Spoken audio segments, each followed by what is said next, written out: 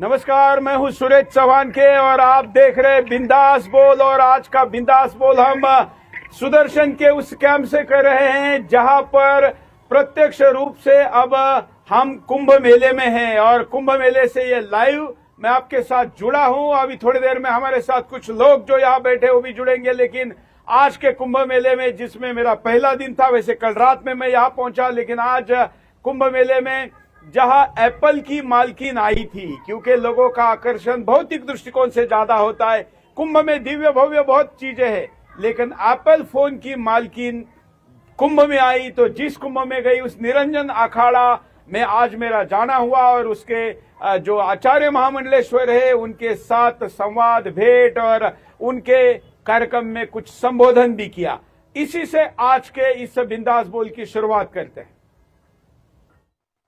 भोजन हुआ है जैसे कि आपने कहा, और यहाँ तो 2 करोड़ लोगों को भोजन दिया जा रहा है, अन्नदान किया जा रहा है। तो जरा दिल्ली के मीडिया को भी सबको पता चलना चाहिए। जय श्री राम, हर हर। पूज्य निरंजन पीठाधीश्वर श्री श्री 1008 आचार्य महामंडलेश्वर कैलासानंद गिरी जी महाराज, आज हम जिनकी कथा यहां पर सुन रहे हैं, मृदुल कृष्ण शास्त्री जी, अभी अभी जिनका वक्तव्य हमने सुना, राघवेंद्र भारती जी, उत्तर प्रदेश सरकार के मंत्री, और आप सब जो इस पंडाल में बैठे हैं, आपने भी जन्मों जन्मों में कुछ विशेष पुण्य किया है, तभी तो यहां बैठे हैं। तो ऐसे आप सब, अन्यथा देश तो 150 करोड़ का है, वैसे भी यहां 40 करोड़ भले आ रहे हो, लेकिन यहां बैठे हैं। यहां बैठना इस कुंभ में विशेष है।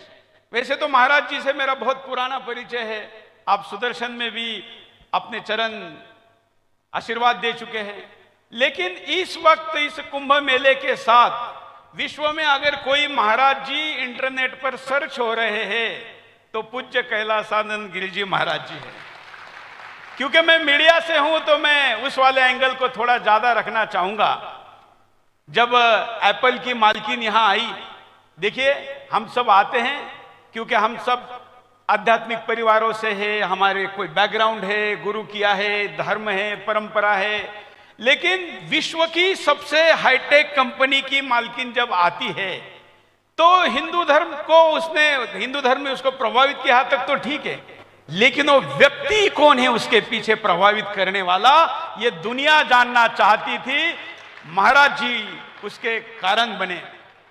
मैं कुंभ में कल शाम आया हूं और किसी पेंडॉल में आया हूं तो शुरुआत आप ही से कर रहा हूं महाराज जी, क्योंकि मुझे देश विदेश से लोग कह रहे थे कि भाई आप जाइए, हम तो जा नहीं पा रहे हैं, कम से कम आप जाकर मिल के आइए तो हम मिल लिए ऐसा लगेगा।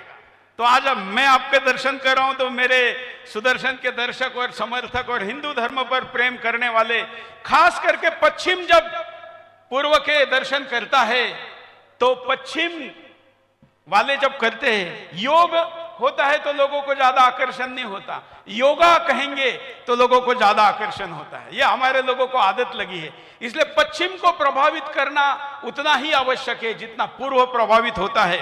और इस कुंभ में 2 करोड़, आज तक कुंभ के इतिहास में एक ही महात्मा द्वारा, संत द्वारा 2 करोड़ लोगों को अन्नदान, ये भी कुंभ के इतिहास में नहीं हुआ है, ये भी आपके द्वारा किया जा रहा है। इसका पुण्य होता है, यहां आने का भी पुण्य है और इसका पुण्य होता है। लोग कहते हैं कि ये साधु संत आशीर्वाद देते हैं, कैसे देते हैं भाई? क्योंकि उनके पास पुण्य का संचयन है, बैंक है। जैसे बैंक भक्तों का धन एकत्रित करती है, मैं थोड़ा आप लोगों से ज्यादा दर्शकों के लिए भी बताना चाहता हूं, क्योंकि हम जैसों से लोग कुछ अलग सुनना चाहते हैं। तो वो कैसे मिलता है? वो ऐसे पुण्य से ही मिलता है। और अन्नदान कहीं और करना और अन्नदान कुंभ में करना, इन दोनों में कई हजार गुना पुण्य का भी फर्क है। तो वैसे महाराज जी, ये 2 करोड़ अन्नदान अन्य जगह पर तो संख्या में 2 करोड़ है, लेकिन कुंभ में अन्नदान 2 करोड़ 100 गुना, ये तो 100-200 करोड़ अन्नदान के बराबर है। तो इसका पुण्य अब आपके पास है, तो आप जिसको आशीर्वाद देंगे उसको आप कुछ भी दे सकते हैं और वो देने की क्षमता आपके पास है। कुंभ की तरफ देखने का जो नजरिया मीडिया का है, मैं उसमें वो सारे मेरे मित्र है, भाई बंद है, मैं उनको आग्रह करना चाहता हूं कि कुंभ को आप कैसे दिखाए। मसाला खबरें दिखाने पर लगे हुए हैं, कोई लड़की दिखा रहा है, कोई हीरोइन दिखा रहा है। कुंभ में इतनी दिव्य दिव्य चीजें हो रही है, उसको नहीं दिखा रहे हैं। वैज्ञानिक दृष्टिकोण से इस कुंभ का चित्रण दुनिया के सामने जाना चाहिए। और इसलिए मैं 2-3 उदाहरण देना चाहूंगा। हम जब करोड़ों की संख्या में एकत्र आते हैं, साइंटिफिक आध्यात्मिक तो हम सबकी आस्था और श्रद्धा है ही, साइंटिफिक बात बता रहा हूं क्या होता है इतनी बड़ी संख्या में एकत्र आने से। तो एक साथ जब हम स्नान करते हैं तो ऑक्सीटोसिन नाम का हमारा हार्मोन जो है वो रिलीज करता है। उसके कारण हमारे अंदर सकारात्मक भावना और शांत महसूस होने का शरीर के अंदर प्रक्रिया का प्रारंभ होता है। ये साइंस कहता है। हमारे इसका शब्द रचना अलग होगी, आप कथाओं में अलग बताते होंगे, साइंस ये कहता है। दूसरा, जब हम आनंद की अनुभूति करते हैं, वैसे तो यहां आकर आनंद के कई कारण हैं। वैसे महाराज जी का चेहरा देख के ही हमेशा आनंदित रहते हैं, तो देखने वाला भी आनंदित होता है। मैंने कभी महाराज जी के चेहरे पे तनाव नहीं देखा, जितनी बार भी जहां भी देखा है, फोटो में भी अप्रत्यक्ष भी देखा है। तो ऐसे खुशी प्रसन्न व्यक्ति को देखने का क्या फायदा होता है? तो फायदा यह होता है कि डोपामिन नाम का हार्मोन शरीर में रिलीज होता है। और डोपामिन क्या काम करता है? तो आपको आनंद के साथ साथ प्रेरणा देता है किसी अच्छे काम को करने के लिए। आपके शरीर को, आपके विचार को, आपके मन को अधिक बल देता है, ये डोपामिन करता है। इसके साथ क्या होता है? धार्मिक मंत्रोच्चार जो यहां पर किए गए, भजन किया गया, ये भजन सुनने से क्या होता है? तो भजन सुनने से आपके शरीर के अंदर सेरोटोनिन नाम का हार्मोन ये डाउन होता है, जो व्यक्ति को उत्तेजित करता है, उत्तेजना कम करता है और उससे व्यक्ति के अंदर का तनाव कम होता है। आज विश्व में आत्महत्याएं हो रही है, उसका एक बहुत बड़ा कारण तनाव है। मैं दावा करता हूं कि महाराज जी का केवल चेहरा देखने से ही आपका ये सेरोटोनिन कम होगा और तनाव कम होगा, आत्महत्याएं कम होगी, जो आप विश्व का आज एक बड़ी समस्या है। तो इसलिए दिव्य महापुरुषों का, संतों का चेहरा देखना, आनंदी लोगों का चेहरा देखना, यह फायदा है। इसके साथ साथ एक इंडोफर्सिन नाम का एक हार्मोन होता है। यह क्या करता है? यह हार्मोन व्यक्ति के शरीर में कहीं पर पीड़ा है, दर्द है, लोग पेन किलर लेते हैं, पेन किलर लेने का नुकसान है। लेकिन दिव्य संतों का अनुभव करना, करोड़ों लोगों के साथ स्नान करना और ऐसी जगह पर आना, इससे इंडोफर्सिन नाम का हार्मोन आपके शरीर में वेदनाओं को कम करता है। मतलब आपको पेन किलर लेने की जरूरत है क्या? नहीं। कितना भी दुख लेके आओ, शरीर का भी लेके आओ, मन का भी लेके आओ, यहां पर आकर वो ठीक होता है। और 2 हार्मोन बताकर मैं अपना संबोधन कम करूंगा। कोर्टिसोल नाम का एक हार्मोन है, यह स्तर को जब कम करता है तो व्यक्ति को अधिक समय तक काम करने की प्रेरणा देता है। अभी यहां पर आप बता रहे थे कि 20 घंटे 22 घंटे आप साधना करते हैं, तो फिर सोते कब है, ऐसा लोग पूछते हैं। तो ये हार्मोन ये काम करता है कि अगर ये हार्मोन इफेक्ट करेगा तो आपकी 20 मिनट में 8 घंटे की नींद पूरी होती है। और महाराज जी तो साक्षात कैलाश भगवान का सानिध्य जब प्राप्त करते हैं तो 1 घंटा पर्याप्त है।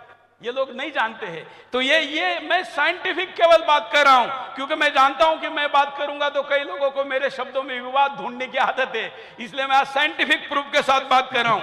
एक मोलाटोसिन नाम का एक और हार्मोन शरीर में होता है।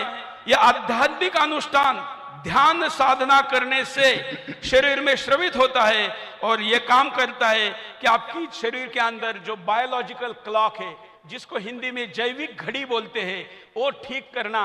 विश्व के किसी भी मेडिसिन में जैविक घड़ी, शरीर के जैविक घड़ी को ठीक करने का कोई मेडिसिन विश्व में अभी तक नहीं बना है। वो अगर कहीं बना है तो हिंदुओं के आध्यात्मिक शक्ति के अंदर बना है, और मुझे यहां पर वो विराट संख्या में दिखाई दे रहा है। ये बातें मैं करना चाहूंगा।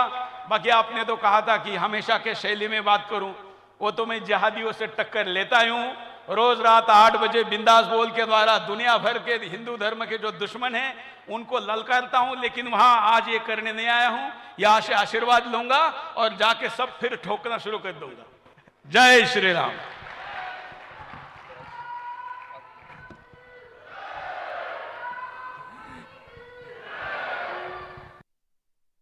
तो आज हमने निरंजन अखाड़े से आज के कुंभ की शुरुआत की और इस कुंभ में निरंजन अखाड़े के आचार्य महामंडलेश्वर से, हाँ, मेरे पहले भी लावनी ने जाकर प्रत्यक्ष उनसे बात की थी। लावनी, आप उन दिनों में यहाँ पर थी जब एप्पल की मालकिन आई थी। मैं इस आज के शो में इस पर इसलिए जोर देता हूँ क्योंकि मैंने वैसे पहले इस पर विदास बोल भी किया है कि पश्चिम हिंदुस्तान को कैसा देखता है।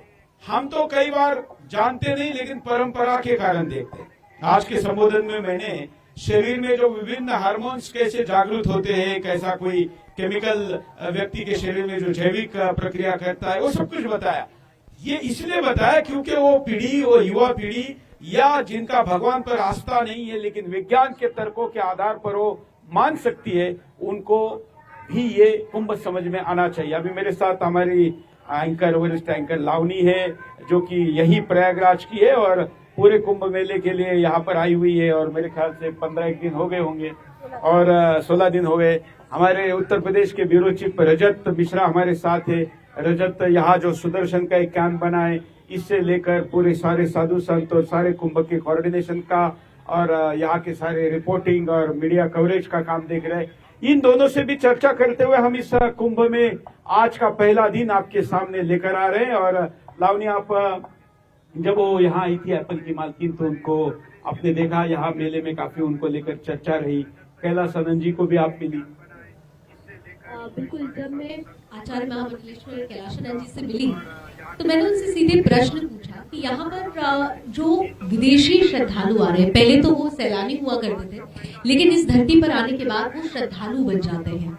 मैंने पूछा कि लॉरेन जब यहाँ पर आई और आपने उनको नाम कमला दिया, वो किस खोज में आई थी? उन्होंने सीधे तौर पर कहा कि देखिए, ये बड़ा अच्छा प्रश्न आता है कि क्या खोजने आए। मोक्ष जिनके पास सब कुछ है जी, जिनके पास दुनिया की सबसे हाईटेक फोन कंपनी की और टेक्नोलॉजी कंपनी की मालकिन है, उसके पास क्या नहीं है? पैसा है, प्रतिष्ठा है, सब कुछ है। वो वहाँ डोनाल्ड ट्रम्प के जो शपथ विधि हुआ उसकी मेन गेस्ट में थी। तो ऐसी व्यक्ति यहाँ खोजने क्या आई, आपने पूछा? जी, मैंने बिल्कुल पूछा। वो इंटरव्यू हम एक बार देख लेते हैं जी। तो जिसकी चर्चा अभी लावनी कर रही है, ये बातचीत हम आपको सुनाते हैं जो कैलासानंद जी के साथ हुई। महाकुंभ का महाअनुष्ठान, भक्तों का, संतों का, महात्माओं का समागम और इस महान धरती से हिंदू राष्ट्र की अलग, इन सब मुद्दों पर बात करने के लिए हमारे साथ इस वक्त आशीर्वाद देने के लिए मौजूद हैं निरंजनी अखाड़ा के आचार्य महामंडलेश्वर परम पूजनीय स्वामी कैलाशानंद गिरि जी महाराज। प्रणाम महाराज जी। महाराज जी, महाकुंभ बहुत अलग है इस बार का। कितना अलग है बीते महाकुंभ से और इस बार इस महाअनुष्ठान का क्या महत्व है? गंगा गंगेति यो ब्रूयात् योजनानां सतेरपि मुच्यते सर्वपापेभ्यो विष्णुलोकं स गच्छति। लावनी, इस बार महाकुंभ इसलिए विलक्षण है और अलग है क्योंकि महाकुंभ तो है ही, लेकिन महाकुंभ 12 बार आने के कारण ये 144 वर्ष बाद पूर्ण महाकुंभ है ये। और उस कारण ये सबसे पहला हमने एक इंटरव्यू दिया था, उसमें हमने बोला कि 144 वर्ष बाद यह महाकुंभ है। फिर उसके ऊपर शोध शुरू हुआ, फिर सबको लगा नहीं, ये बात बिल्कुल सच है और ये 144 वर्ष बाद महाकुंभ है, ये पूर्ण महाकुंभ है ये। तो एक तो गंगा यमुना सरस्वती का पावन तट, अक्षय वट की छाया, तीर्थराज प्रयाग, तीर्थों के राजा, और सभी भारत के सभी साधु संत जो हिमालय में रहने वाले महात्मा हैं, वो भी परोक्ष और अपरोक्ष रूप से इस महाकुंभ में आकर के भाग लेते हैं। विशेष करके वो तीर्थराज प्रयाग आना चाहते हैं। कुंभ में तो आना ही चाहते हैं, कुंभ में उनका भाव रहता है कि मैं शाही स्नान करूं। और इस बार शाही स्नान का भी नाम हमने बदल करके अमृत राजसी शाही स्नान कर दिया है।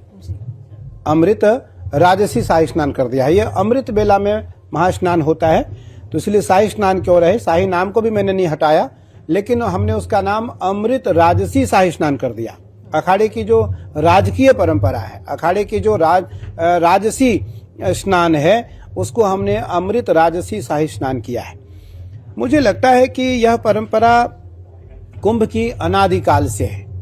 और इस पे बहुत सारे डॉक्यूमेंट्री, बहुत सारे इंटरव्यू, बहुत सारे उपदेश, बहुत सारे धर्म उपदेश, बहुत सारे ग्रंथों में इसकी चर्चा, बहुत सारे उपाख्यान सबको प्राप्त होते हैं।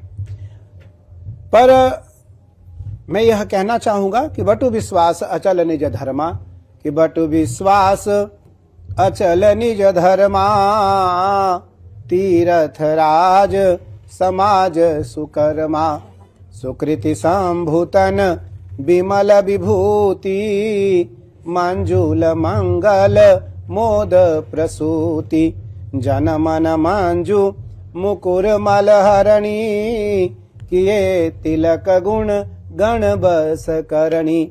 मानस में एक चौपाई और आता है। हमारे बहुत प्रिय शिष्य हैं और मेरे अखाड़े के महामंडलेश्वर हैं, मेरे आप बहुत आदरणीय हैं, मेरे बहुत प्रिय हैं और राम कथा के मर्मज्ञ हैं। तो वो परम पूज्यपाद महामंडलेश्वर पूज्य स्वामी सुमनानंद गिरी जी महाराज उज्जैन से हैं। और मानस की एक चौपाई है कि गुरु बिन भव निधि तरई न कोई, जो बिरंची शंकर सम होई, श्री गुरु नख पद मणिगण ज्योति, सुमिरत दिव्य दृष्ट ही होती, दलन मोहतम सोस प्रकाशु, बड़े भाग्य उर आवई जासु, उघरहि विमल बिलोचन ही के, मिटहि दोष दुख भव रजनी के, सूझहि राम चरित मणिमाणिक, गुपुत प्रगट जहाँ जो जेहि खानिक। वह फलश्रुति का आभास, उस फलश्रुति का आभास, उसकी अनुभूति, उसका अनुभव तीर्थराज प्रयाग के महाकुंभ में साधु संतों को, बड़े लोगों को होते हैं। अभी हमारे कक्ष के अंदर देश के कुछ प्रमुख लोग बैठे थे, उन्होंने यह बात कही कि स्वामी जी, जो तीर्थराज प्रयाग का कुंभ का अनुभव है वो अनोखा है, अवर्णीय है। उसके लिए एक श्लोक आता है शिव मानस पूजा में, और एक श्लोक आता है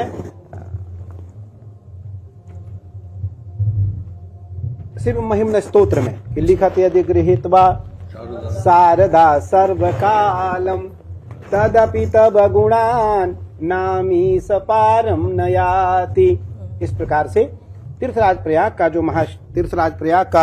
जो महाकुंभ है, यह इस महाकुंभ में जो आने वाले भक्त जन हैं वो इस बार इसलिए उत्तरोत्तर वृद्धि की ओर इसलिए हैं क्योंकि इस कुंभ का जो अनुभव है लोगों को वो कई कुंभों से हो रहा है, और जो 144 वर्ष का यह महाकुंभ लग रहा है उसको भी ध्यान में रख करके दुनिया के सभी श्रद्धालु इस कुंभ से जुड़ना चाहते हैं किसी न किसी माध्यम से, या वो यहाँ आकर के प्रत्यक्ष जुड़े और या फिर अप्रत्यक्ष रूप से जुड़े, और या फिर दर्शन के रूप में वो टेलीविजन के माध्यम से, आपके माध्यम से वो घर बैठे इस कुंभ का आनंद लें, साधु संतों का दर्शन करें, साधु संतों के प्रवचनों को सुने और उनके मुख से निकले हुए उपाख्यान जिस कुंभ का महत्व है उसको वो सुने, समझें और माने। जी, लेकिन गुरुजी एक सबसे महत्वपूर्ण जो बात आपने कही कि विश्व भर से लोग यहाँ आ रहे हैं, सनातन के प्रति बढ़ता प्रेम, सनातन को आत्मसात करने का ये जो आतुर मन है उसके पीछे की वजह,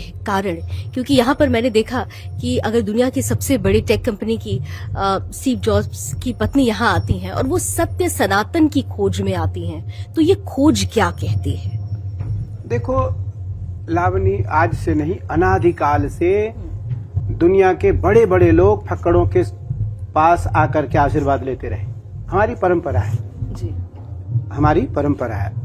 और आज से नहीं, अनादिकाल से, जब देवरा बाबा थे, आनंदमयी माँ थी, तो कभी पंडित जवाहरलाल नेहरू जी, तो कभी इंदिरा गांधी, तो कभी देश के बड़े लोग, कभी टाटा, कभी बिरला, कभी अंबानी, कभी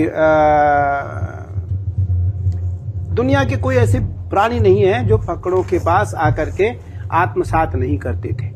तो उसी श्रृंखला में वो भी आई, और वो आकर के पहले तो अभी वो लगभग 8 महीने पूर्व आकर के उसने अनुभव किया। जब आश्रम में पहली बार वो आई 2024 में, 18 फरवरी 2024 को, तो वो आकर के अनुभव की कि सच में क्या है, सच में क्या है, क्योंकि पहले हमारे यहाँ परंपरा है जानने की, फिर परंपरा है समझने की, फिर परंपरा है मानने की। सीधा नहीं मानता है कोई, सीधा कोई नहीं मानता है। पहले जानता है, फिर समझता है, फिर मानता है। तो पहले वो आकर के जानी, आश्रम में रही, समझी, उसको समझ में आया, फिर यहाँ आकर के उसने अभी स्वीकार कर लिया।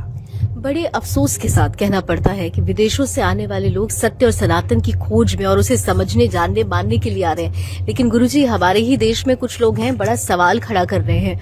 उनके लिए कुछ कहना चाहेंगे जिन्होंने महाकुंभ को ही सवालों के घेरे में ला दिया, उनके लिए एक संदेश। लावनी, कभी आचार्य और परंपरा के लोग कभी किसी पे कोई टिप्पणी नहीं करते, और मेरा स्वभाव भी नहीं है। मेरा स्वभाव केवल यह है कि उनके कारण भगवान आते हैं।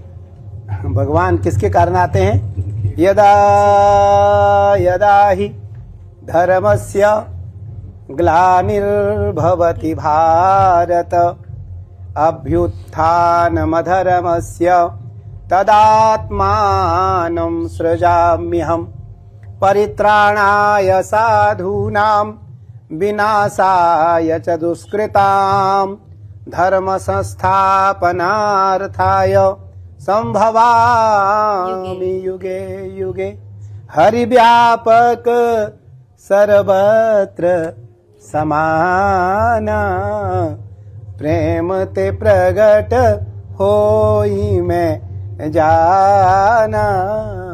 सिया राममय सब जग जा। देखो दोनों गुरु चेले साथ में बोल रहे हैं, दोनों गुरु चेले साथ बोल रहे हैं, क्योंकि मैं इसलिए सौभाग्यशाली हूं कि मैं विद्वान महामंडलेश्वरों को दीक्षित करने का सौभाग्य मुझे प्राप्त होता है। वैसे उसी में हमारे सुमनानंद गिरी जी हैं, बहुत विद्वान हैं, मानस के मर्मज्ञ हैं, मानस के मर्मज्ञ हैं, और मानस के दर्शन है, ये मानस के दर्शन हैं।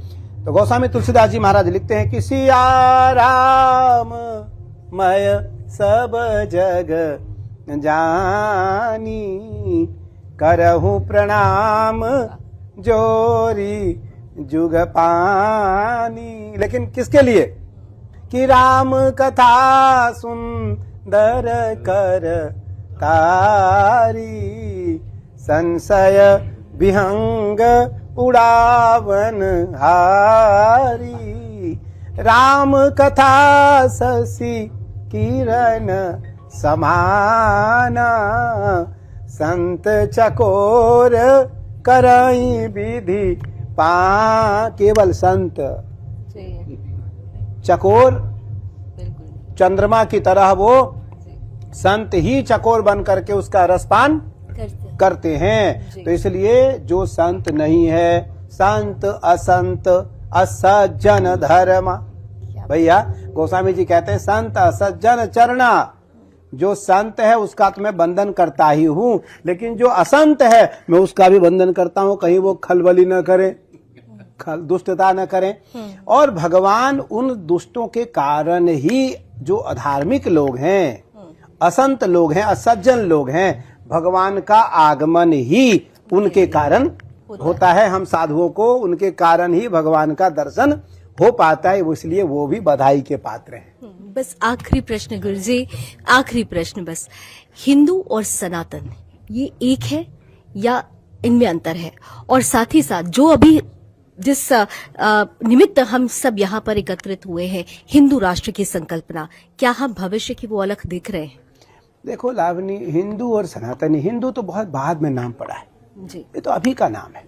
अनादिकाल से सनातन है, सनातन सत्य है, सत्यम परम धीमहि जन्माद्यस्यतोऽन्वयादितरतस्। भागवत जी का श्लोक है, जन्माद्यस्यतोऽन्वयादितरतश्चार्थे स्वभिघ्नस्वराट् तेने ब्रह्म हृदय आदि कवये मुह्यन्ति यत् सूरयः तेजो वारि मृदां यथा विनिमयो यत्र त्रिसर्गो मृषाः धाम्ना स्वेन सदा निरस्तकुहकं सत्यं परम धीमहि। कोई पियो रे पियाला राम रस का।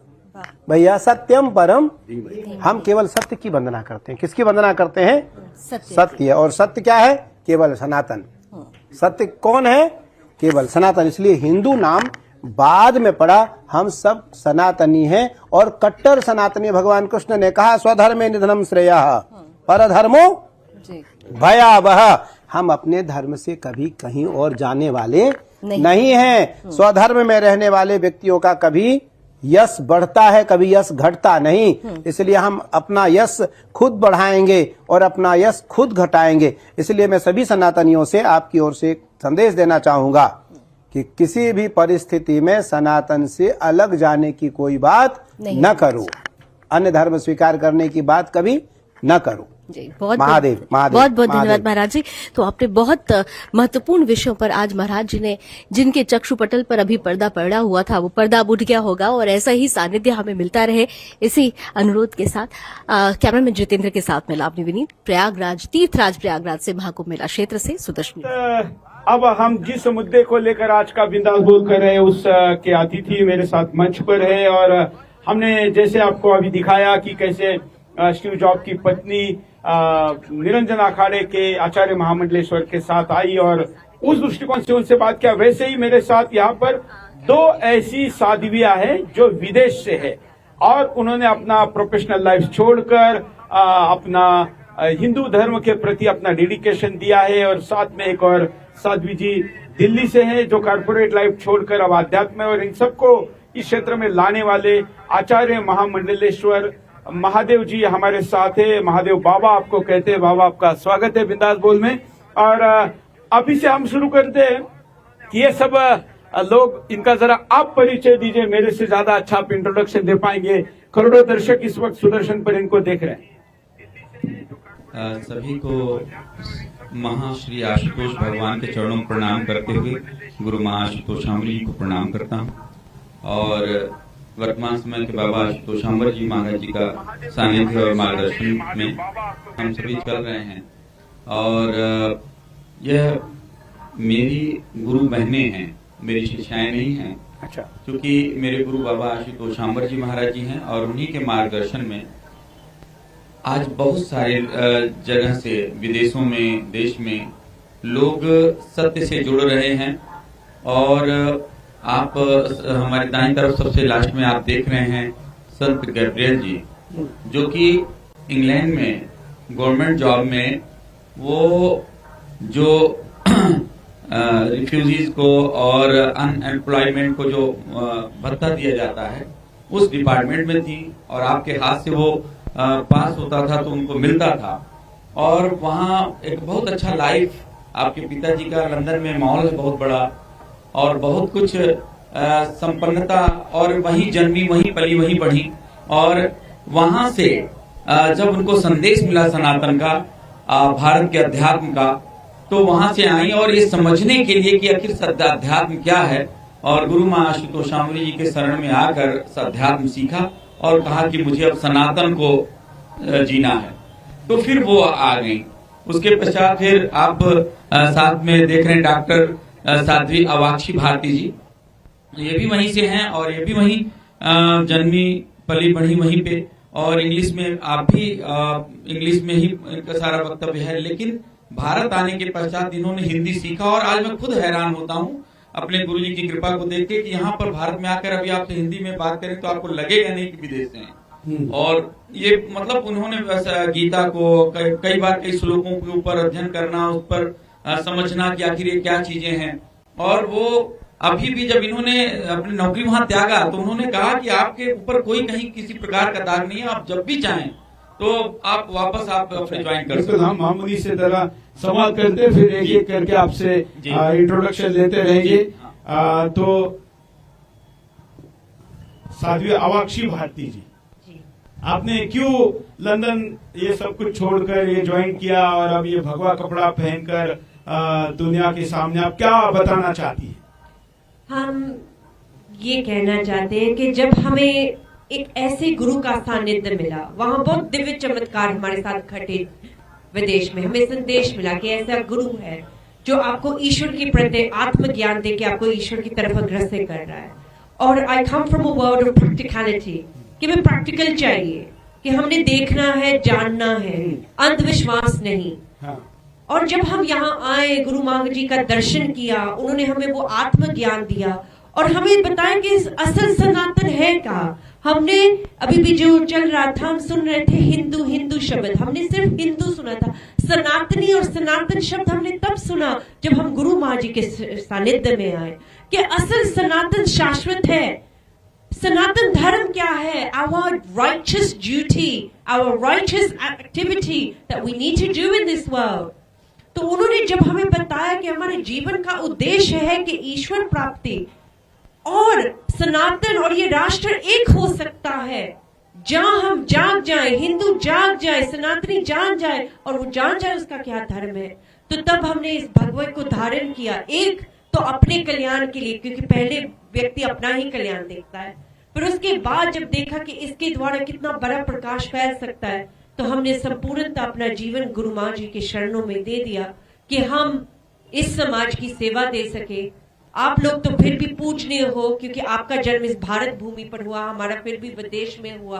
अच्छा, आपका जन्म भी वही का है? हमारा जन्म भी वही क्या का। करते थे आपके?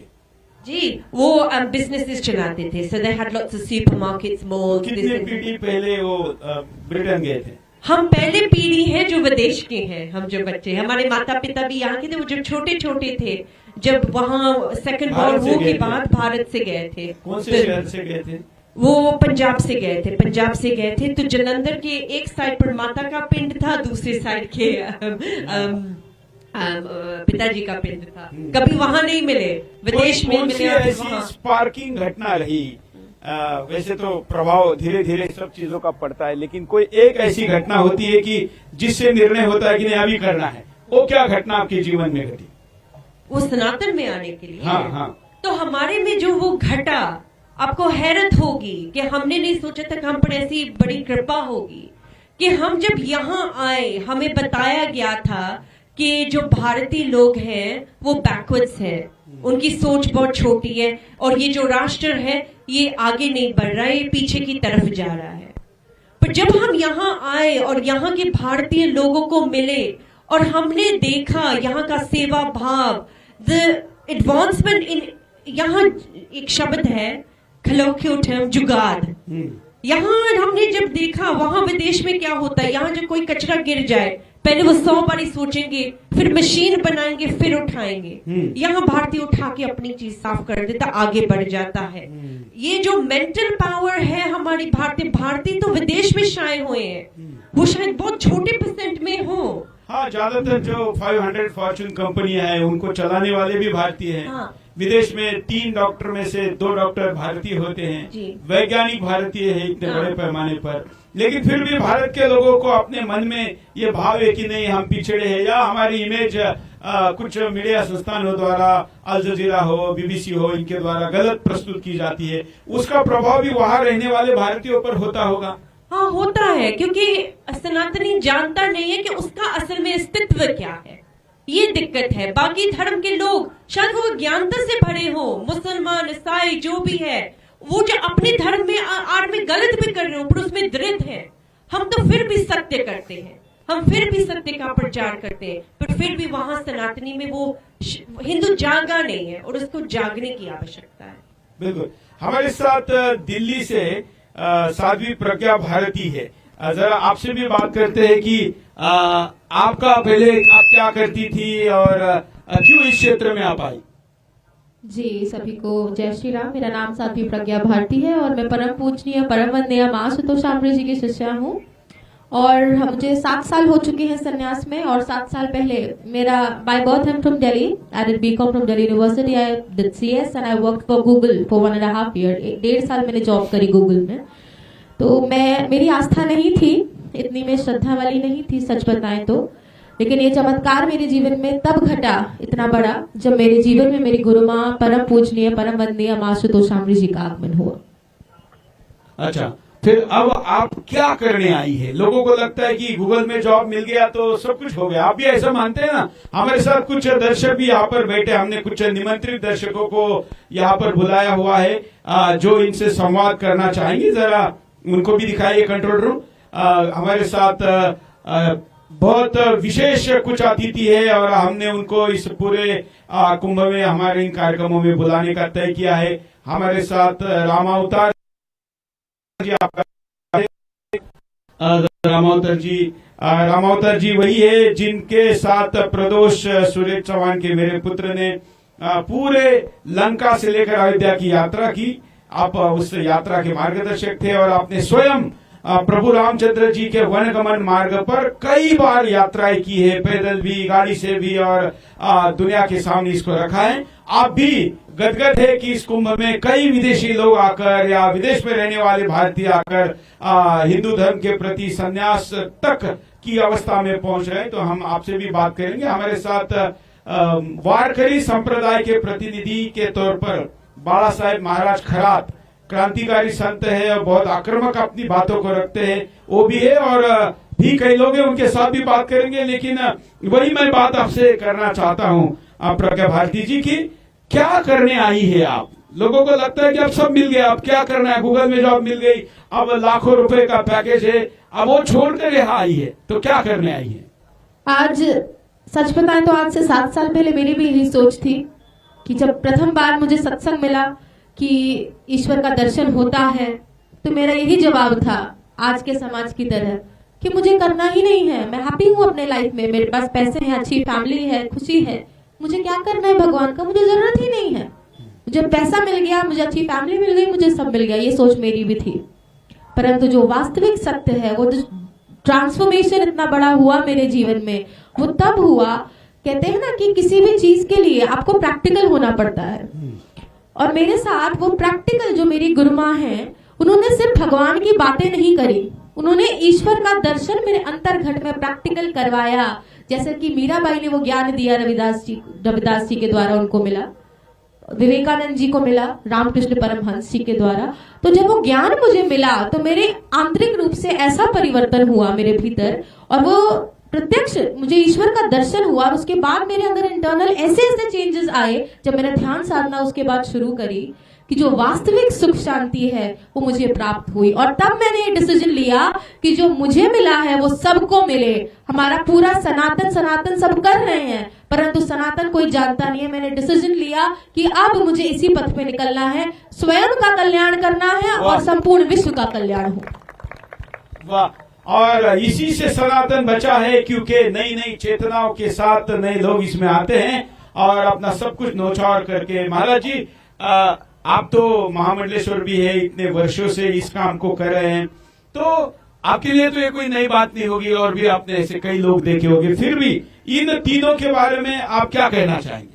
सबसे बड़ी बात यह है कि इन लोगों के परिवर्तन पे मैं अपने गुरु की महिमा देखता हूँ, और ये आशा करता हूँ कि जब गुरु एक दीपक जलाता है तो उससे प्रकाश होता है, मुझसे दूसरा दीपक जलता है तो और प्रकाश होता है, और जैसे जैसे ये दीपक जलते जाएंगे हमारा भारत आध्यात्मिक रूप से कहीं अधिक समृद्ध और महान बनेगा, भारत जगत गुरु कहलाएगा, हिंदू राष्ट्र बनेगा। इसी आशा को हम देखते हैं। बिल्कुल, हिंदू राष्ट्र तो है ही, बस इसको हिंदू राष्ट्र घोषित करना है। हिंदू राष्ट्र तो है ही। अब हमारे साथ एक और साध्वी है, साध्वी गैब्रियल नाम है, आप लंदन से है, और आप जितना हिंदी बोल सकती है उतना प्रयास करिए बोलने का। आप इन दोनों की स्टोरी से आपका अलग क्या है? जय श्री राम सभी लोगों को। हम हिंदी सीख रहे हैं, तो हमारा हिंदी में थोड़ा उपनीच होता है, हमको क्षमा कर दो। आपकी हिंदी सोनिया गांधी से अच्छी थैंक यू जी। हमारे कहानी वो वन हम हमारे गुरु माँ को मिला, माँ आशुतोष शांति जी, और हमारे गुरुदेव बाबा आशुतोष महाराज जी को मिला, उसकी दर्शन मिला। हमारे जीवन में बहुत चमत्कार होते हैं, पर वन हम बात किया हमारे गुरु के साथ, वो कह रहा था सच्चा गुरु चमत्कार नहीं करते, वो कृपा करते हैं, अंतर होता है। और हमारे जीवन में माँ बहुत विशेष कृपा किया, तब हम अभी आपके सामने बोल सकते थे। अभी पहले बिफोर हम आप कैसे हैं इतना हिंदी हम नहीं बोल सकते थे। 2 साल में हम इतना हिंदी सीख रहे हैं, शास्त्र सीख रहे हैं, मंत्र सीख रहे हैं, संस्कृत सीख रहे हैं, उसकी वैल्यू भी सीख रहे हैं, बहुत चीजें हैं। बहुत अच्छी बात है, और इससे लोगों के साथ संवाद में आपको अधिक उपयोगिता भी होगी। हमारे साथ लावणी माइक देना जरा, इनको माइक देना। रामावतर जी, ऐसे लोगों को देखकर आपको क्या लगता है, जिस प्रकार के लोग अभी इस युवा गूगल को छोड़कर, बड़ी बड़ी पोस्ट को छोड़कर धर्म के काम में इस मार्ग पर चले हैं जिस पर आपने कई अपना पूरा जीवन लगा दिया?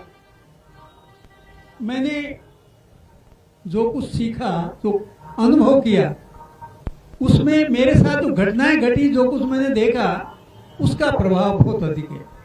मैं एक बात कहना चाहूंगा, आप लोग किष्किंधा गए होंगे जहां बाली सुग्रीव का राज्य था और जहां राजा अच्युतदेव राज अंतिम राजा हुए।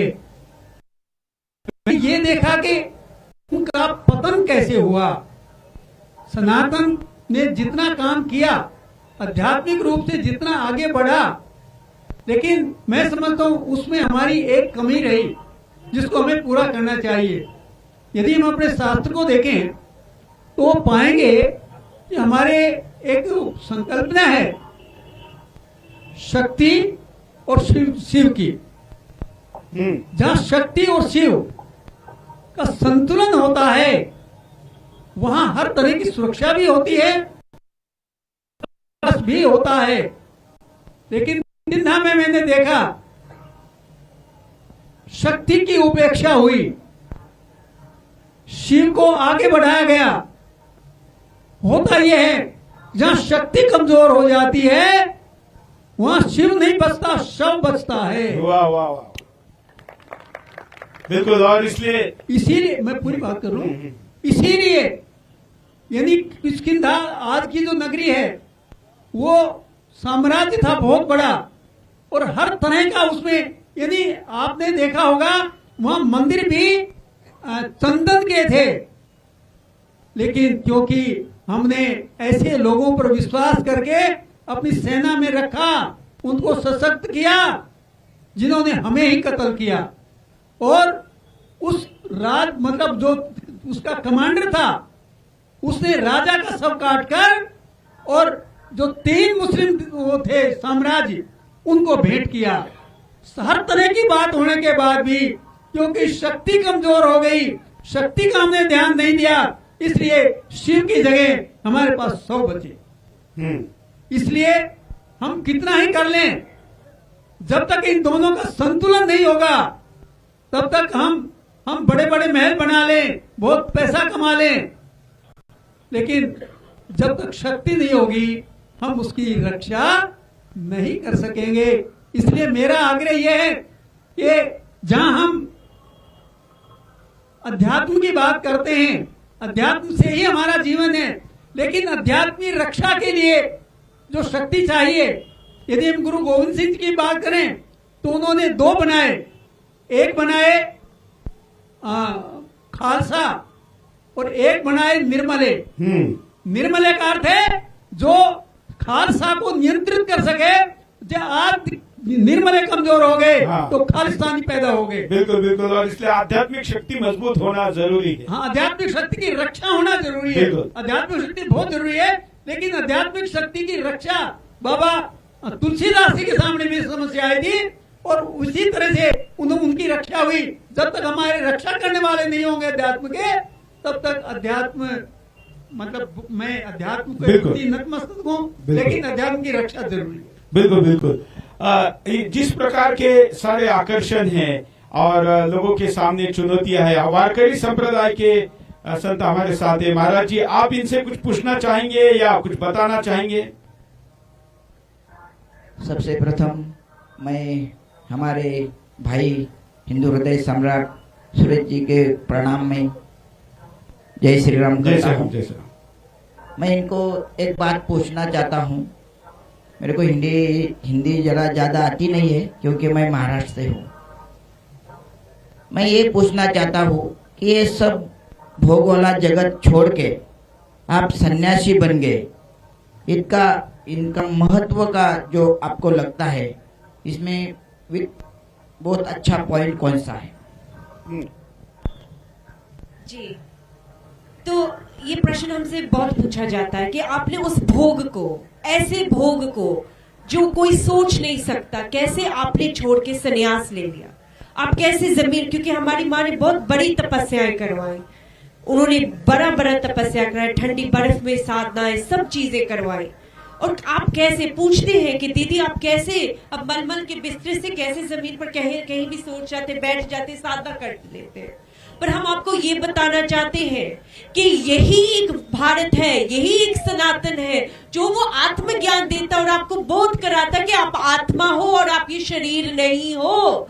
वो युक्ति देता है कि आप अपनी आत्मशक्ति को जानो और जानो आप ये शरीर नहीं हो। हम इस भोग में लग जाए। हम आपको एक भौतिक एग्जाम्पल देना चाहे, जहाँ हर एक 2 मील बाद 10 मील बाद आपकी गाड़ी रुकने जाए, फिर फ्यूल देना पड़े, फिर ठके, आपको उसको फेंक दोगे, बंद कर दोगे, बेच दोगे। आपका शरीर ये जो साधन धाम मोक्ष का द्वारा है, उसी को साधन को ही आप पूजने लगे हो, उसको साध नहीं रहे हो। पर ये हिंदू ही है, ये सनातन ही है, हमारा अध्यात्म ही है जो इसको साधता है। और फिर हमें इस आत्म शक्ति के कारण भारत है भी है। और इसी की संस्कृति के द्वारा, इसी के अध्यात्म पर उन्होंने बड़े बड़े महल बनाए हैं विदेशों में। इसी की संस्कृति पर नेशनल मून पड़ गया है, इसी के संस्कृति पर आप मोबाइल चला रहे हैं। आज मैंने एक साइंटिस्ट का वीडियो देखा कि वो बता रहा है कि जो हवाई जहाज हमने बनाए हुए ये भी भारतीय पुस्तकों के आधार पर बनाए हुए हैं। हाँ, और अभी जो भारत में जिस प्रकार के हवाई जहाज थे वैसे हवाई जहाज अभी तक हम बना नहीं पाए हैं, ये भी वो मानता है। ये सही है, because we are the most ancient civilisation. जब वो कहते हैं, इंग्लिश में कहते हैं एंशिएंट सिविलाइजेशन, की बहुत पुरानी, पर हम सबसे पहली सिविलाइजेशन है। सारी दुनिया इस चीज के लिए लड़ती है, कहते नहीं हम पहले थे। अफ्रीका में लोग कहते हैं कि हम पहले थे, पर असल में वो जब खोजते हैं, साइंस खोजती है और हमारे वेद शास्त्र इसके पूरे प्रमाणित है कि पहले सनातन ही था, पहले भारतीय था। और भारत का मतलब है कि भा माने प्रकाश, रथ उस प्रकाश के साथ रथ, किस प्रकाश से, उस परम प्रकाश के साथ रथ। हम सभी को जागना है, अपने आत्म शक्ति को जानना है। और जो आपने कहा कि हमने उस अध्यात्म को पूरी तरह से सुरक्षित करना है, ये हम सभी का कर्तव्य है। बिल्कुल बिल्कुल। हमारे साथ और भी कई दर्शक है, कोई सवाल अगर पूछना चाहता है तो उनके पास भी जाएंगे। लेकिन महादेव बाबा, इस प्रकार की संख्या अब ज्यादा बढ़ रही, खास करके कोरोना के बाद। हाँ, कारण कि जो है एक बात और भी है, भारतीय जनता पार्टी के सरकार में आने के पश्चात मैंने एक चीज देखा कि हिंदुत्व की बात हम खुले से कर सकते हैं। हालांकि हम तो पहले से करते हैं, सुदर्शन तो पहले से करता है। नहीं, मैं धन्यवाद देना चाहता हूँ सुरेश चौहान जी का कि इनका एक चीज मुझे बहुत पसंद है कि ये हिंदुत्व की बात निडर होके करते हैं, डरते नहीं, घबराते हैं। और ऐसे ही कुछ सभी चैनल हो जाएं तो बहुत अच्छा होगा। और एक बात मैं जरूर कह देना चाहूंगा कि अब चूंकि अध्यात्म की बात चल रही है और वर्तमान समय को मैंने एक चीज देखा, ये 3 प्रकार के कुंभ हैं, अर्ध कुंभ, पूर्ण कुंभ, महाकुंभ। 6 वर्ष पे अर्ध कुंभ लगता है, 12 वर्ष पे पूर्ण कुंभ लगता है और 144 साल बाद जो है ये महाकुंभ लगा है। अब इस महाकुंभ में चर्चा होनी चाहिए संगम में स्नान करने की, उसकी महत्ता की, साधु कैसे, कोई साधु कांटे पर लेटा हुआ है, कोई खड़िया बाबा है, कोई हाथ खड़े किया हुआ है, कोई अग्नि में धुनी ताप रहा है, कोई वस्त्र ही नहीं पहनता इस भयंकर घनघोर जाड़े में, बिना वस्त्रों के, बिना कंबल के, बिना किसी आवरण के है। तो अनेकों चीज मतलब भारतीय संस्कृति से सीखा जाना चाहिए। लोग आ रहे हैं रेत में, भौतिक सुविधाओं से थोड़ा दूर होके और तपस्यारत हैं। पर मैं इसलिए यहाँ धन्यवाद कर रहा हूँ सुदर्शन न्यूज का, क्योंकि मतलब ये सब्जेक्ट मुझे अच्छा लगा। कम से कम अध्यात्म की बातें हुई, वो बातें नहीं, क्योंकि आज का जो हम सारे मीडिया को भी अपील करते हैं। मैंने सारे मीडिया को भी अपील की, आज के भाषण से भी अपील की कि वो केवल मसाला चीजें नहीं दिखाए। भारत का मीडिया, खास करके आजकल यूट्यूबर, मैं सभी का समर्थक हूँ क्योंकि यूट्यूबर भी पत्रकार बनने की दिशा में आगे बढ़ रहे हैं। मैं उनकी विरोध या निंदा नहीं करता, लेकिन कहीं गलती से आप विदेशी एजेंडा तो नहीं चला रहे। क्योंकि जब आपके साथ सोना हो बताने के लिए, दिखाने के लिए डायमंड हो, तो आप डायमंड छोड़कर कोई अगर नकली चीज दिखा रहे हैं या जिसकी आवश्यकता नहीं, जिसका अध्यात्म में उतना वैल्यू नहीं वो दिखा रहे, तो फिर आप पाप कर रहे हो, ऐसा मैं मानता हूँ। महाराज आप भी सहमत होंगे इस बात से। इसलिए भारत के मीडिया का दायित्व है वो हम निभा रहे हैं। तो एक बात मैं कहना चाहूंगा, थोड़ा सा अटपटा लगेगा, लेकिन जैसे पीछे जो हम, चूंकि मैं आनंद स्वरूप जी के वहां रुका हूं, तो हर्षा रिछारिया, अब उसमें एक शब्द आया कि सुंदर साध्वी, मतलब कि आप क्या कहना चाहते हैं? कोई व्यक्ति आए, तुरंत भगवा पहन ले और तुरंत ना कोई उसके आध्यात्मिक संस्कार हो, ना उसका पिंडदान हो, ना ही उसने कभी तपस्या की, ना तप। अभी साध्वी जी ने एक बात किया, आपने शायद उनकी बातों को कोट नहीं किया। साध्वी डॉक्टर अबाक्षी भारती जी ने कहा कि मेरी माँ ने इनको कई कई दिन भूखा रखा है, पानी पे रखा है, विदेश से है तो क्या, इनको सुबह हमारी गुरु माँ जो है गर्म पानी से नहाने को मना कर दिया, गीजर नहीं चलाना। तो शुरू में बड़ा उनको मुश्किल होता था, तो फिर ये ठंडे पानी से इस भयंकर जाड़े में, तो इन्होंने पूछा गुरु माँ से कि जब गीजर है तो ठंडे पानी से क्यों? उन्होंने कहा अगर साधु बनना है तो ठंडे पानी से ही नहाना होगा, तभी तुम्हारे अंदर वो गुण विकसित होंगे। और बहुत ज्यादा रजाई नहीं, बहुत ज्यादा लिमिटेड कंबल, लिमिटेड चीजें हों और अपने वस्त्र स्वयं धोएं, तो वह कठिन कष्टप्रद जीवन देकर भी उनको अध्यात्म सधाया इनको। लेकिन आज जैसे अब वो क्या है, बहुत सुंदर बात, मैं बहुत प्रशंसा करता हूं इस बात का कि हीरा है, डायमंड है, और उसको ना देकर हम कंकड़ बेच रहे हैं कि मोनालिसा की आंखें, आईटीएन बाबा। तो अब जो मैटर है ये कोई मायने नहीं रखता। अध्यात्म ये बताना चाहिए कुंभ में कि आप इतना दूर से आए हैं, थके मांदे हैं, आप कैसे अपने कष्ट को भूल सकते हैं? एक व्यक्ति है, उसे कंबल नहीं मिला, उसे चाय नहीं मिली, उसे भोजन नहीं मिला, भूखा है और ठंड में, लेकिन अगर जब उससे कहते हैं कि भाई तुम बहुत दिव्य तपोभूमि पर हो, यहां पर तुम आ गए हो इस रेत में, तो तुम्हें बहुत बहुत करोड़ों पुण्य कमा रहे हो तुम, और तुम्हारे पुण्य की पूंजी हो रही है जमा, और तुम्हें बहुत आशीर्वाद मिल रहा है, उसका सारा दर्द खत्म हो जाता है। बिल्कुल, ये बताना चाहिए, वाह, ये बताना चाहिए तुम भारती हो, तुम भारत हो, उत्कृष्ट भारत। भा मतलब प्रकाश, रत मतलब संलग्न, उसका ध्यान करने वाला।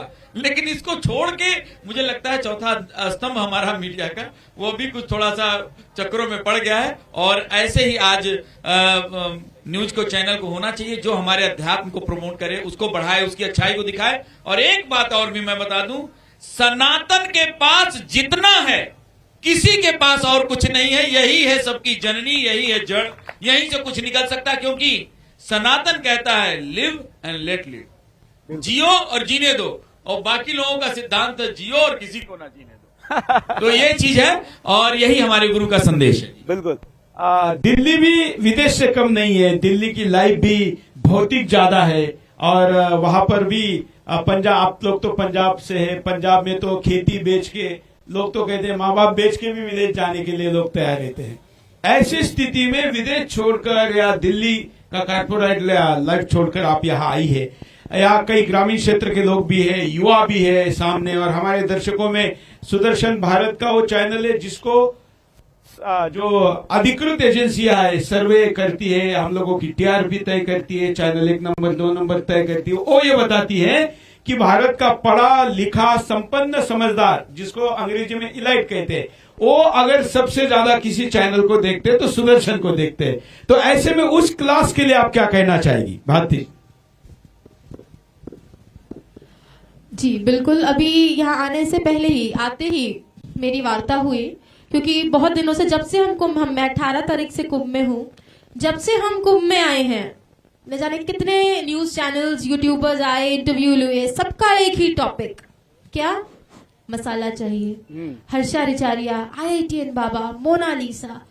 इस कुंभ के इस दिव्य पर्व पे एक भी मुझे रिपोर्टर ऐसा नहीं मिला, आज मैं इस मंच से कह रही हूँ, जिसने कोई आध्यात्मिक कुंभ से रिलेटेड बात की हो।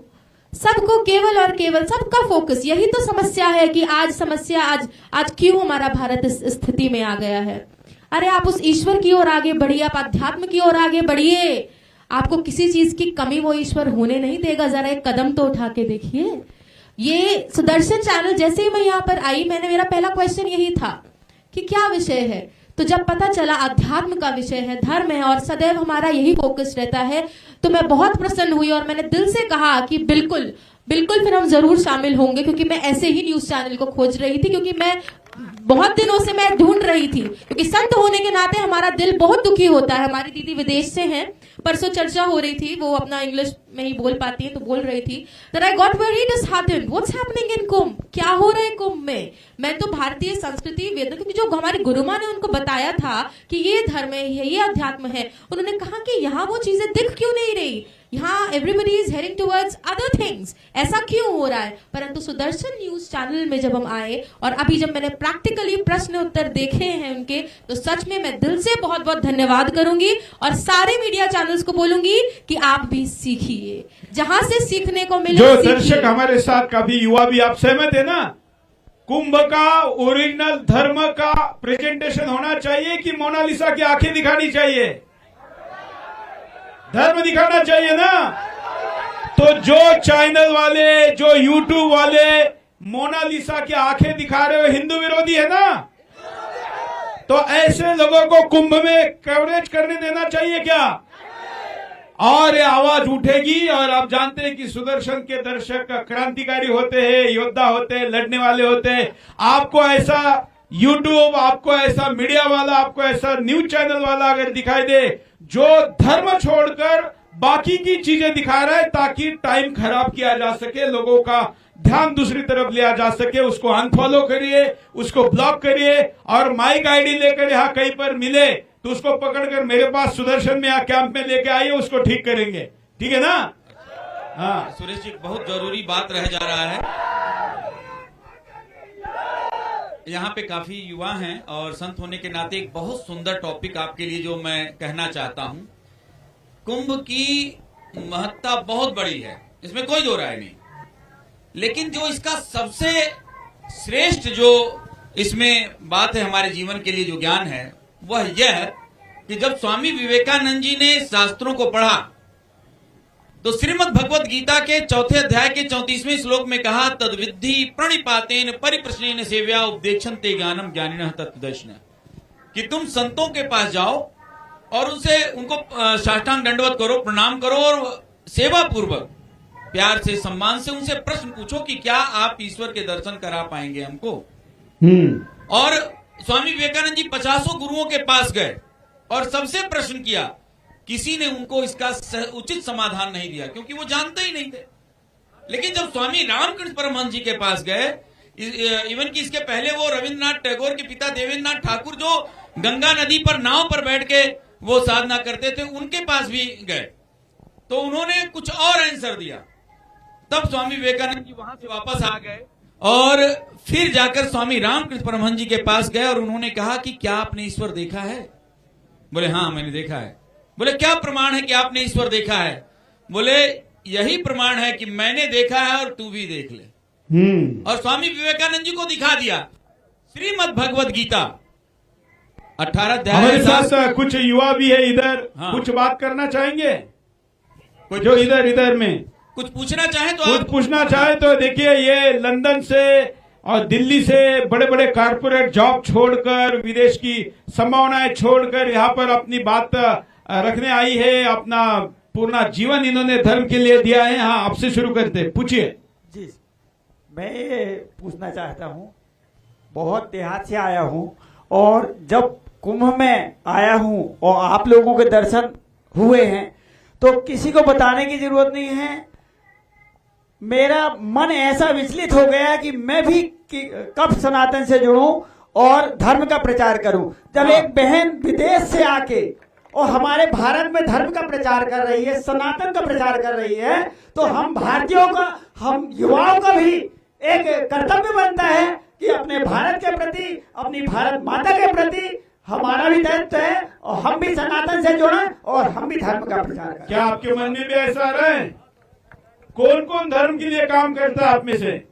गौ रक्षा का हो, कोई धर्मांतरण का हो, लव जिहाद के विरुद्ध हो, कोई काम करने वाला है आप में से? करता है? आप भावना जागेगी कि करना चाहिए? करना चाहिए कि नहीं? अरे हाँ या नहीं में बोलो, करना चाहिए कि नहीं? धर्म की रक्षा होनी चाहिए कि नहीं? कौन करेगा? हम करेंगे, मैं करूंगा, ये भावना होनी चाहिए। देखिए, सभी को ऐसे भव्य वस्त्र पहनकर संन्यास लेना संभव भी नहीं है, सभी के भाग्य भी नहीं है। ना हमारी धार्मिक सामाजिक व्यवस्था ऐसी है कि सभी लोग संन्यास ले ले, ऐसा अपेक्षित नहीं महाराज जी। मैं अगर गलत ना बोलूं तो सभी को अपने अपने कामों का पुरुषार्थ करना चाहिए। इसलिए कोई अगर गौरक्षा का काम कर रहा है तो भी सन्यासी से कम नहीं है, मानते हैं? तो गौरक्षकों के लिए एक बार जरा जोर से तालियां बजाएंगे कि भले यहाँ पर गौरक्षक हमारे में कोई हो ना हो, लेकिन जो गौरक्षक देख रहा होगा उसको लगना चाहिए कि कुंभ में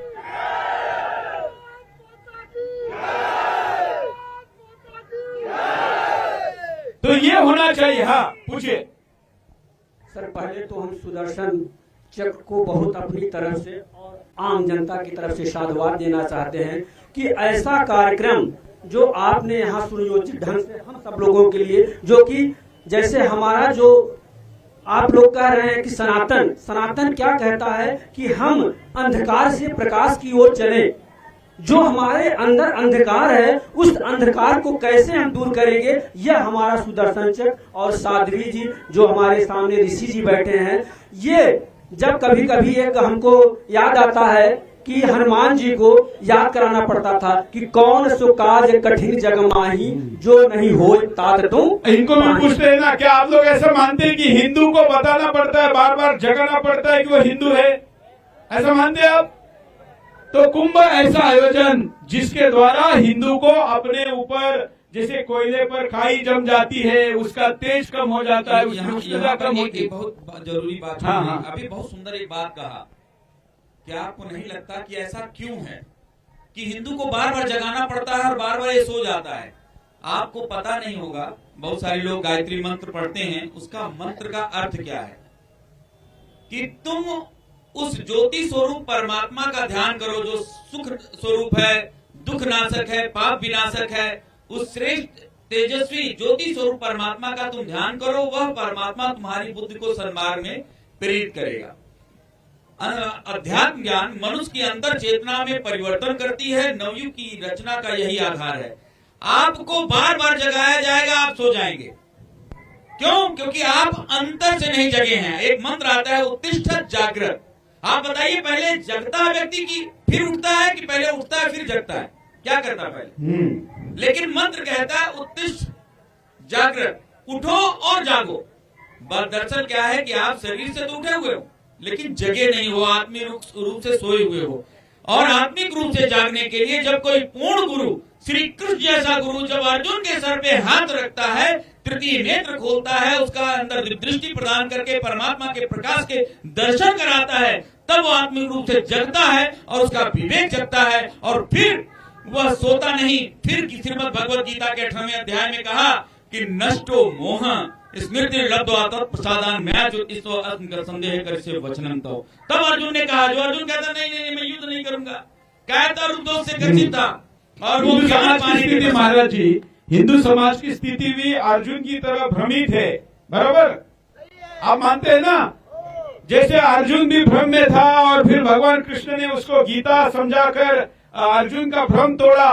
क्या आज के हिंदू समाज को भी ऐसी गीता की आवश्यकता है? सब मानते हैं, लोग भ्रमित है महाराज जी। लेकिन ये सारा जो भ्रम है, समझाने वाले कम है और भ्रम फैलाने वाले ज्यादा है। यूट्यूब से, सोशल मीडिया से, और ये साथियों को देखकर तो मैं इनको एक प्रश्न अवश्य पूछना चाहूंगा। उन्हीं से शुरू करते हैं। भारती जी दिल्ली से। आजकल सोशल मीडिया पर रील का जमाना है, रील। और दुर्भाग्य से इस देश की जो महिलाएं आज रील का शिकार हुई है। आप भी मानते हैं ना, रील की शिकार है, कपड़े उतार रही है। न जाने मैं इस पारिवारिक चैनल पर, इतने पवित्र मंच पर ये बातें नहीं कहना चाहता, लेकिन कड़वी बातें डॉक्टर को बतानी चाहिए, क्योंकि डॉक्टर की दवाई जितनी ज्यादा कड़वी होगी उतना उसका इलाज जल्दी होगा।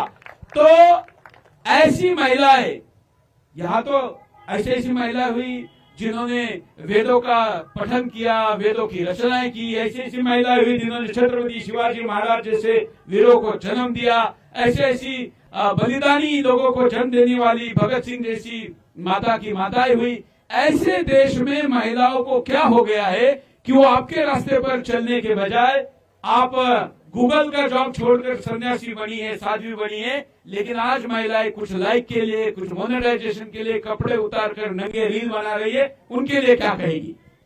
जी, बहुत सुंदर प्रश्न किया आपने। इसके लिए मैं इतना ही बोलूंगी कि नारी की सुंदरता वास्तविक रूप से कब होती है?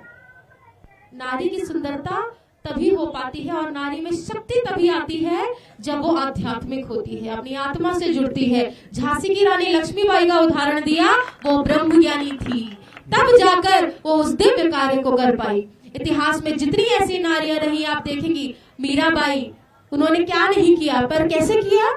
क्योंकि वो ब्रह्म ज्ञानी थी। जब नारी आध्यात्मिक होती है, आत्म शक्ति से जुड़ती है, तो पूरे ब्रह्मांड में कोई ऐसा कार्य नहीं जो वो कर नहीं सकती। क्यों? क्योंकि नारी है दुर्गा का रूप, पर बैठी किस अंधकूप। अपनी शक्ति का ज्ञान नहीं, इसलिए पहचान नहीं। जानो अपनी शक्ति को, तुम भी किसी से कम नहीं, और जो तुमको हिला दे, ऐसा किसी में दम नहीं, ऐसा किसी में दम नहीं। इसलिए नारी को आध्यात्मिक होना पड़ेगा। रही बात इन रील्स की, तो आप इन रील्स के माध्यम से उसका सदुपयोग कर सकती हैं। आप उन रील्स के माध्यम से समाज को एक अच्छा संदेश दे सकती हैं। चॉइस आपकी है कि आप समाज को अंधकार देना चाहते हैं या प्रकाश देना चाहते हैं।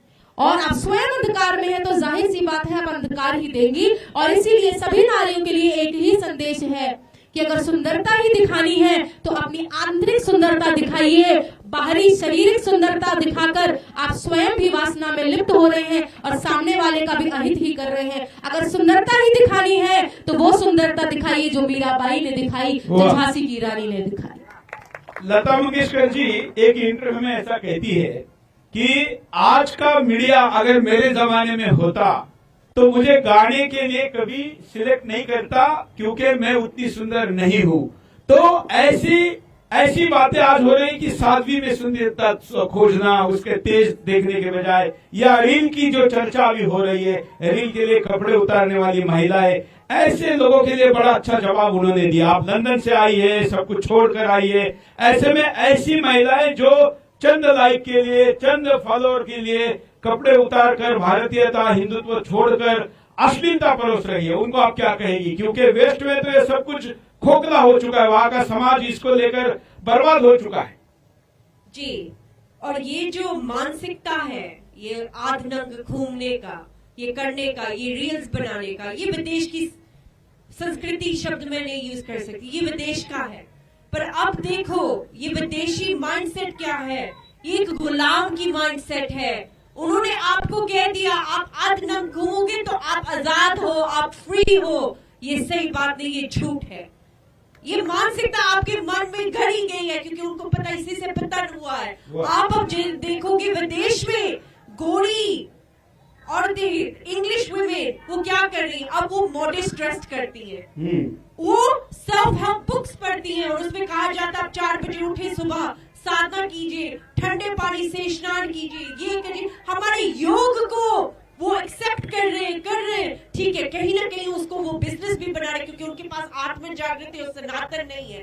पर हम उनसे सीखकर, हमने जो उनसे सीखना है तो ये सीखे कि उन्होंने हमारी संस्कृति से कैसे उन्होंने बड़े व्यापार बनाए, कैसे उन्होंने ऐसी टेक्नोलॉजी बनाए, कैसे उन्होंने दूसरे की हेल्प की, कैसे उन्होंने अच्छी व्यवस्था बनाई। ये सीखो, ये मत करो कि वो जो उन्होंने अपना जैसे पसंद किया वैसे अपना करो। क्योंकि वो जो है शक्ति, जो है आपकी जो बात थी शक्ति की, नारी शक्ति कहा जाता है। नारी शक्ति नवयुग लेकर आएगी।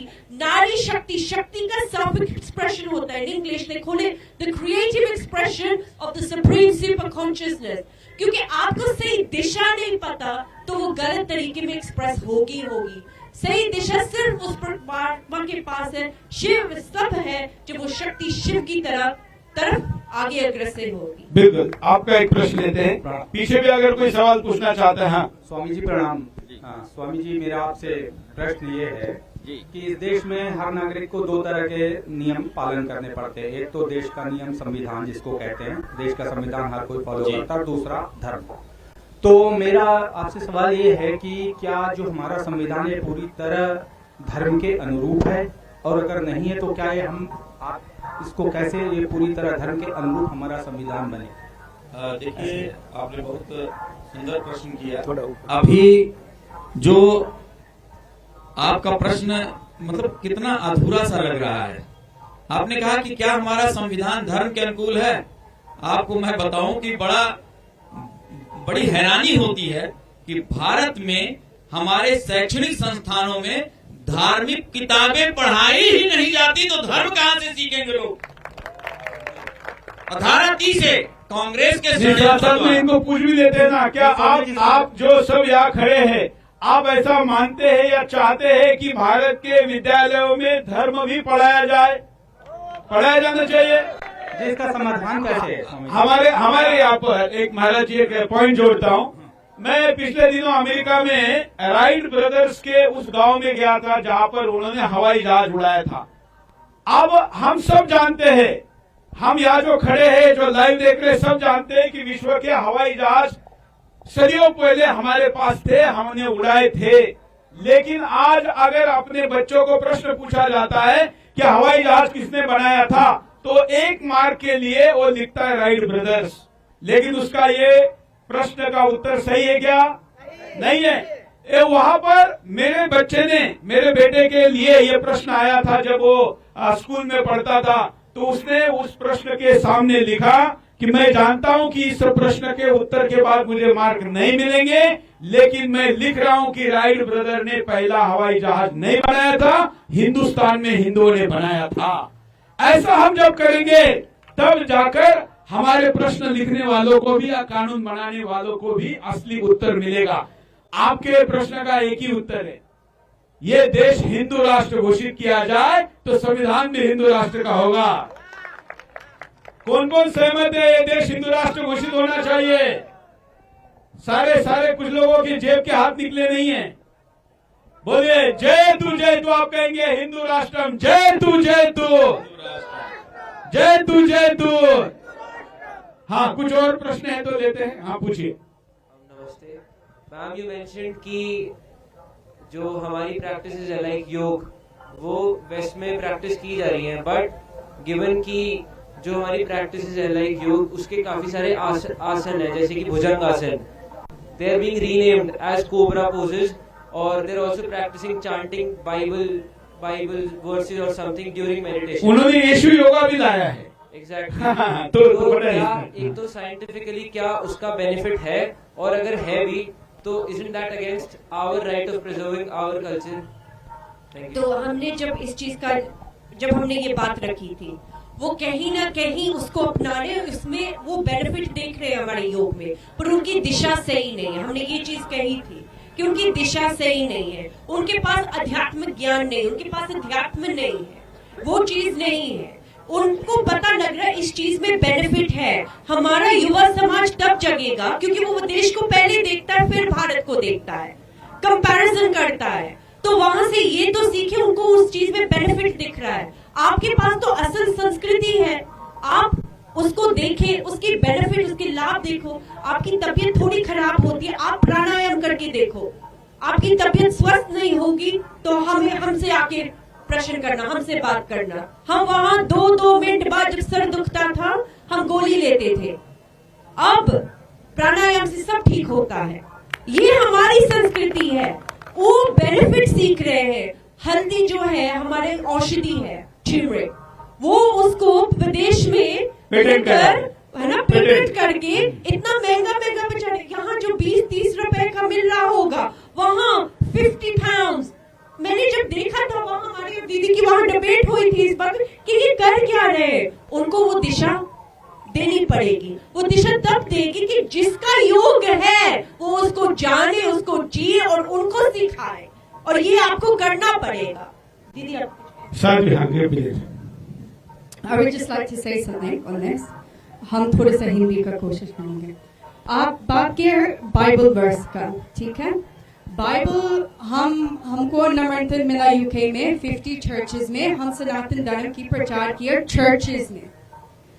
वो क्या करते हैं, बिकॉज वो इतना जानते हैं दैट वो योग, एक धर्म, ये सब चीजें वो रिलेट करते हैं। वो कितना जानते हैं, वो सनातन को पूरी तरह से नहीं जानते हैं।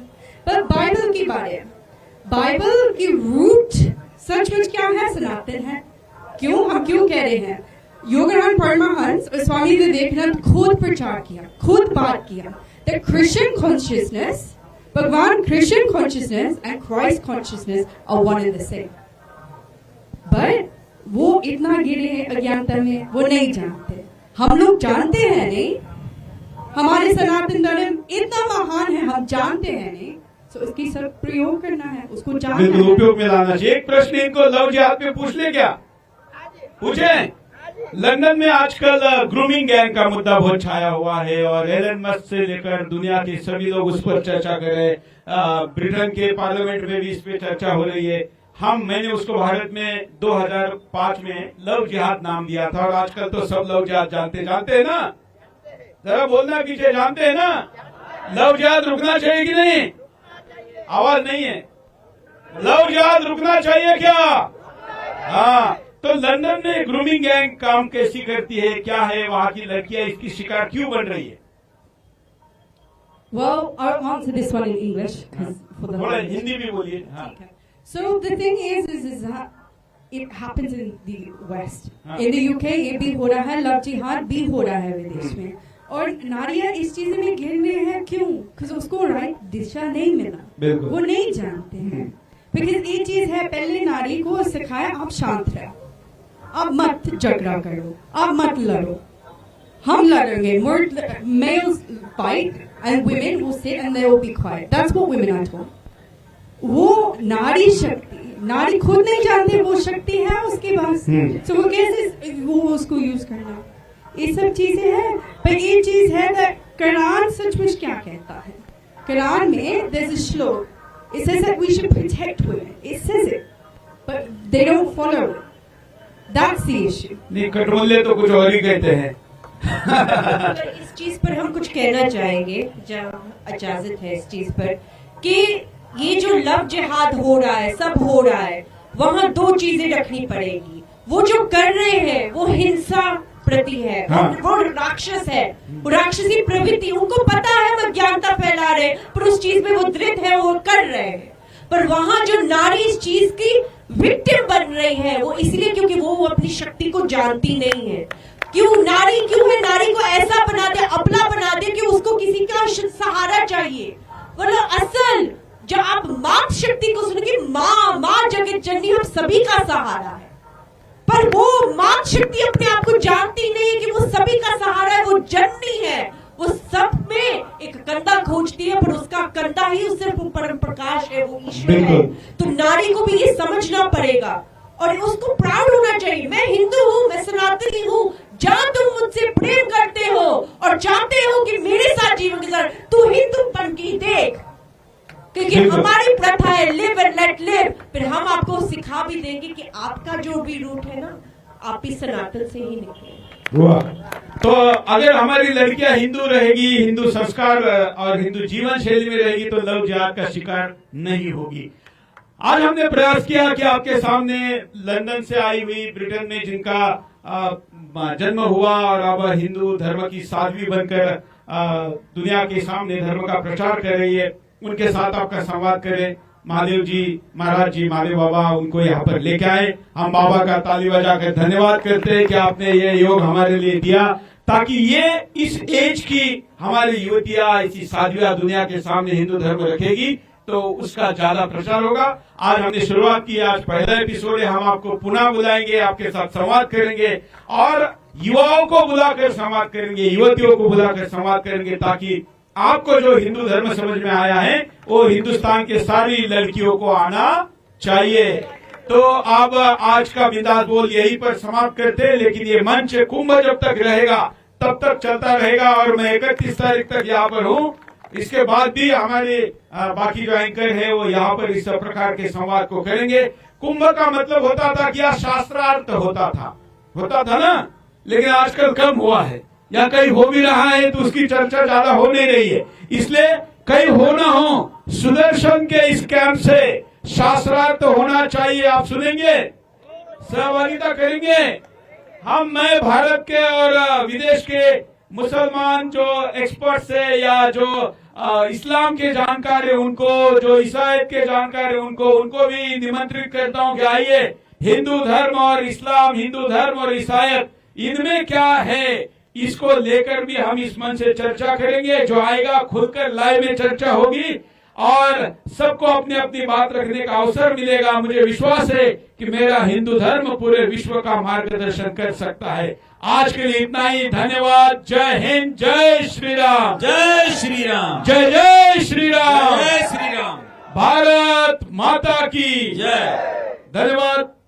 एक बात जरूर मैं कहना चाहूंगा, सुदर्शन न्यूज का ये आग्रह भी है, जैसे इस महाकुंभ में योगी जी और मोदी जी ने बहुत सुंदर व्यवस्था की है, सुदर्शन न्यूज से यही कि औरों की तरह नहीं, सनातन धर्म को आगे बढ़ाने वाले कार्यक्रम निरंतर होने चाहिए, और इसके लिए मैं इनका धन्यवाद करता हूं। सभी को जय जय श्री राम, हर हर महादेव।